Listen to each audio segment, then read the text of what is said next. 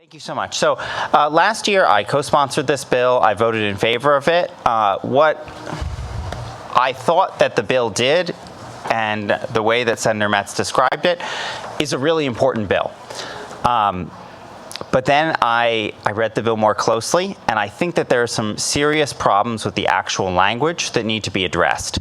The right way to handle this issue, I really think, is the Massachusetts law. And I submitted, I think, as part of the packet, printout of what the Massachusetts law is. The really key difference in the way the Massachusetts law is laid out is it specifically limits the source of income discrimination, the language around preventing discrimination against Section 8 Housing Choice Voucher holders, to only preventing discrimination against them. And there's a long list of protected classes in the Massachusetts discrimination law, and there it goes both ways. But they specifically singled out voucher holders and other public assistance, housing assistance, as only protecting discrimination against. And that's the normal way to do this. There's a very good reason for that, which is that it's really important for people to be able to give a positive preference to voucher holders. I think there are a lot of landlords who do that. I think that's great. I think we should encourage that. And I think we should encourage landlords to be able to advertise, saying, we want Section 8. If you've invested in getting your home qualified and making the code upgrades, and you make it your business model to rent to Section 8 voucher holders, you should be able to advertise to them. The way the Rhode Island, this particular version of the bill is written, I think it would severely restrict that. I think it's pretty crystal clear that the language prevents any advertising relating to source of income. And I submitted a couple examples of advertising to Section 8 voucher holders. I think that that's a practice we can all agree should be kept legal. I think I hope that we can agree you should be able to advertise to a Section 8 voucher holder. The rest of the bill is a little bit complicated in terms of how it would be interpreted. I think it's vague. I think the likely interpretation would be that you would not be able to give a preference to a Section 8 voucher holder. Now, one of the key things in here has to do with the way that the definitions in the bill are worded. So, if you go to the definition of lawful source of income, it says specifically means and includes. Now, if it were limited to these protected classes of income, if we used a term that was limited to these protected classes of income, that would be a way to make it clear in most of the language, but not the advertising language, that it doesn't prevent positive preferences, which I hope is something that we can all agree we don't want this law to do. And part of the context for this is the HUD market rent. And I submitted a little list of basically the HUD market rent formula that I took a screenshot off the HUD website. In Providence, the way it works is that for a two-bedroom, it's $10.75. Now, with the way the Providence housing market is now, you would really struggle to find a unit that meets the code standards that's a two-bedroom for $10.75. That's very difficult to do. The main reason why there are voucher holders who get housing is that landlords choose to discriminate in their favor because they prefer the housing choice voucher because it's a guaranteed source of income. If you're renting to relatively low-income tenants, you worry that perhaps they might not have the income. There's a lot of insecurity among low-income Rhode Islanders, which is a huge problem, and it creates a potential that they might not be able to pay the rent. That security is valuable, and a landlord should, I think, be able to prefer a tenant because it's a guaranteed source of income. We spend a lot of time in Providence, and if you represent a district similar to mine, you'll know this. We spend a lot of time encouraging landlords to try to enter into the Section 8 market and try to rent to voucher holders. And I think that's a practice we should absolutely continue to do, because it's really important that we support these programs. So I think that this is a concern that can be easily fixed without in any way harming any of the intent of the bill, which is a really important intent. I think it's something that we need to fix. I think removing the language, there are basically two ways to do it. The cleanest way to do it is to do it the way the Massachusetts law is written. In general, I have a very high opinion of the way Massachusetts laws are written. I think they put a lot of thought into it, and they do a very good job. Other ways that we could do this would be just to remove the language "and includes," and in the definition, put in a specific clarification in the definition, and then add an additional clarification for the advertising language. And perhaps just an additional clarification just to make it crystal clear you can still give a preference to a voucher holder. Another part of this is the way the discrimination definition is written. The way it's written, it prevents discrimination clearly because of. In some parts of the text, the way it's written, it's because of any individuals. And so if it's limited to protected classes of income, then it wouldn't go both ways. But because of the particular way the discriminate section is written, if you add the words "and individuals" or "of the individual," like it is in the rest of the law, that would ameliorate that concern. I think there are a lot of ways to ameliorate this concern that really would not threaten the underlying bill. The final issue I want to raise is a part of the bill I think is just really vague. I went back and forth in my mind about how I thought it wanted to be interpreted, and Senator Metz, I think, gave one interpretation, but I genuinely don't know. And that's the question of what happens if the unit is not up to code. The reality of housing in large parts of our state, my district and many other districts, is that a lot of housing, anything that charges even close to that rent, is not going to be up to code. And, in my personal experience, the only way I've been able to get housing even close to that price is by living in homes that are nowhere near code. And throughout my district, while knocking on doors, seeing the conditions of housing, it's pretty bad. Like, we have a real housing quality crisis, and it's pretty severe. And so a lot of these homes would not meet code. And I don't really know how this law would be interpreted in that case. On the one hand, you have the language about any associated requirement. On the other hand, you have the language about confirming the source of income and the expected duration, etc. I don't know if it counts as it doesn't exist if the home is not qualified. I think it's a really, it's kind of the thorny issue of this. And there are arguments on both sides, right? You don't want to allow someone to have a massive risk that could potentially bankrupt them. On the other hand, you don't want someone to just be like, oh, well, it doesn't meet code, so I don't have to rent to you. It's a problem that I think, should be addressed. I really don't know how this would be interpreted in court. Washington State, in their version of the law, thought through this particular problem, and they particularly put in language that basically created a test based on how much it would cost. If it was just minimal, I think they didn't have you pay. They didn't have the landlord had to pay for it. If it was some meaningful cost, there was a fund to pay for it. If it tapped out at a very expensive cost, then you didn't have to rent, didn't have to upgrade that unit. That's how they chose to address the problem. But it's a real problem, and I think it would be worth thinking through how we want to address it and what the law means. I think it's a little dangerous putting it out and just seeing what a court would think. I mean, maybe we want to do that, maybe we have a view, but it's kind of the meaty question of how we want to handle this. And Senator Metz's interpretation that he presented early on, might be a reasonable one, but I would think that we might not want people to be like, oh, doesn't meet code, so I don't have to rent to you.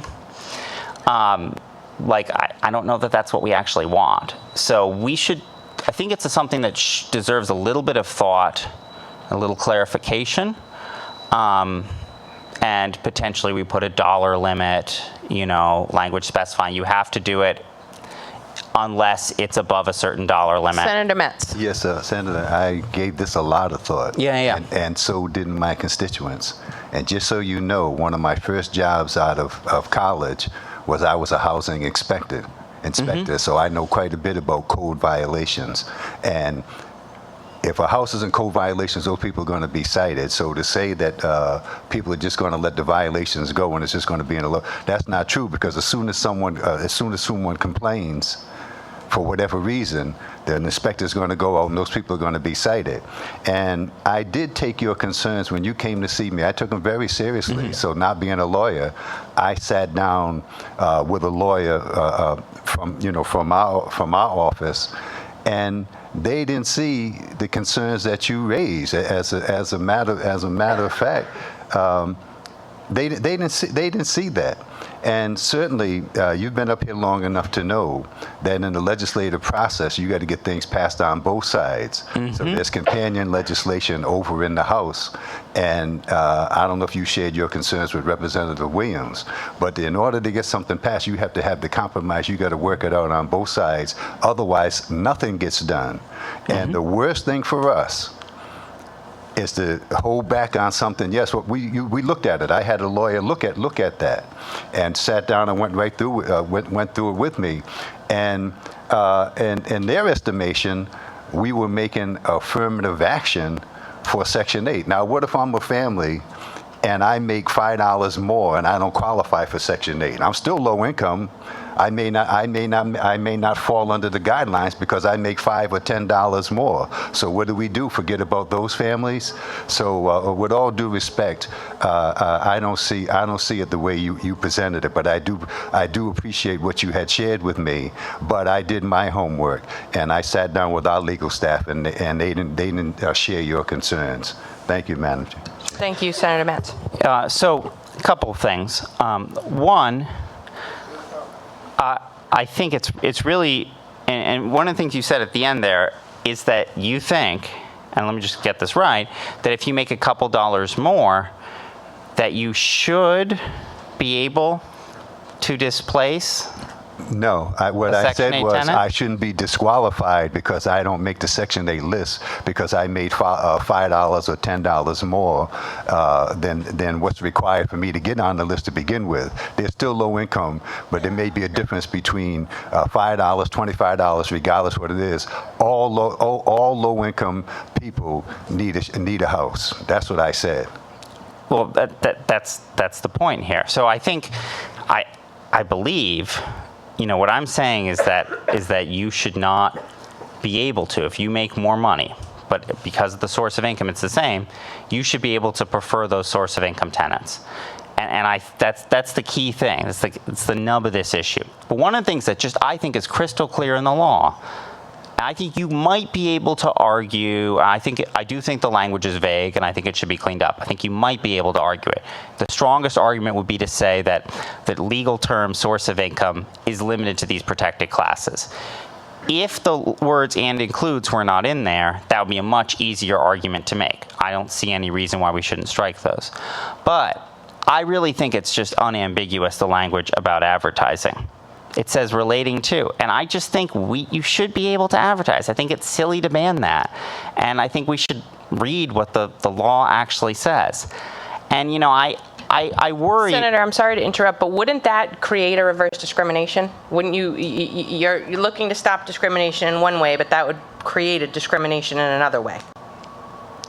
Well, so if the concern, if people really believe, right, that you should have this crystal clear right that it should be illegal to prefer a low-income tenant, then that's a policy determination. But I think that you should be, illegal to prefer a Section 8 tenant. But I really believe that, if we decided to have that interpretation, it'd be very hard to use it because market rent, if you meet code and you have the market rent, you're going to be above that limit. And so it would make it very hard to do, and it mean that a bunch of people would lose access to housing choice vouchers. If we really wanted to enforce that interpretation, I think that would be really harmful and really damaging. And I would hope that that's not the intent. And I don't think that is Senator Metz's intent. Yeah, it is on. Thank you, Madam Chair.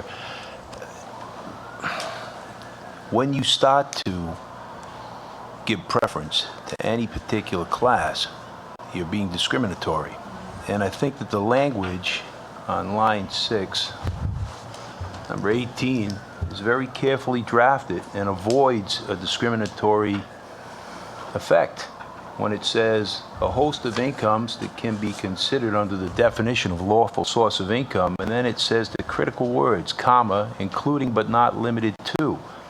And then it gives other sources as a touchstone for what may be included. And it's a guidepost. It's not a catch-all. If you decide, and as you're proposing, to give preference to a particular class, no matter how laudable that may seem, Section 8, you're being discriminatory on your face, on its face, the law would be, and it's clearly unconstitutional. And I don't see how, I'm listening carefully, but I don't see how you can get around that. And I think that the intent of this bill is to keep people from being discriminated against on the basis of income, and that they're not going to be looked upon as though they're incapable of qualifying for housing because they derive their source of income from any of these particular sources, including but not limited to, right? Laudable, right? And that we all agree on. Yeah, sure.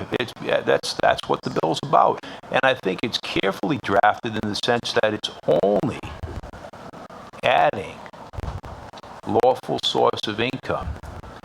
And it's not carving out an exception, Section 8, which would be discriminatory on its face.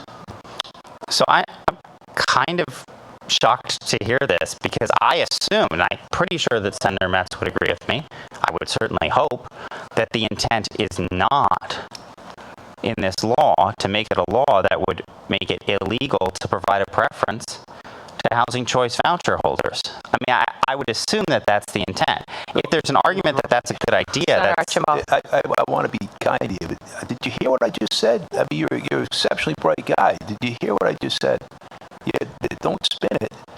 I'm talking very directly to you about the intent of the bill, which is not to be discriminatory. Of course, there's a preference inherent in the bill towards voucher holders within the definition of income, but what you're proposing, I'm not talking, what you're proposing, which would be to add a carved-out class for particular people, and you cite Section 8, and you cite Massachusetts, and you say that that's not going to be a problem. I see that as clearly discriminatory on its face.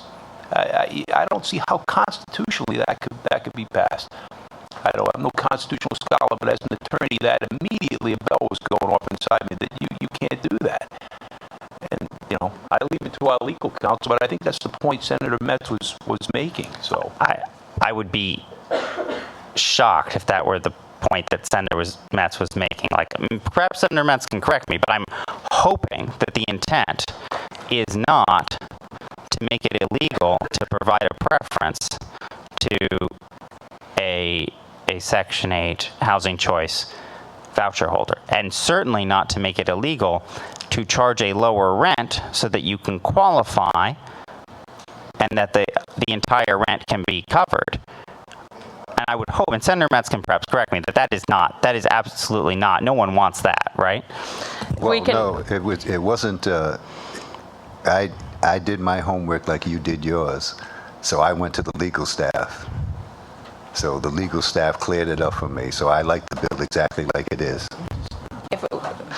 We have a huge list of witnesses, just to be clear. I got it, but I want to, it's you saying to add that language in on its face. There's a reason that language, specific language, is not in the bill. And if that language were in the bill, it would be discriminatory. You can reach that effect in the community by the language that's in the bill now. And your attempt to tie it down, the more specific language, would derail the bill and make it unconstitutional. That's the point. That's why I say don't spin it. I'm talking plainly. That's the point. The Massachusetts law has never been held unconstitutional. And I think it's... Senator, could I just have you move along, because we have a huge list of witnesses. So I appreciate your points, but I just want to make sure we don't, get too far into the weeds on that. No, I understand that, and thank you for the opportunity to bring these concerns. But I just think The Massachusetts law has never been struck down as unconstitutional. It works just fine. There are no serious problems with it doing it that way. I think it proves that you can do it that way without any constitutional problems.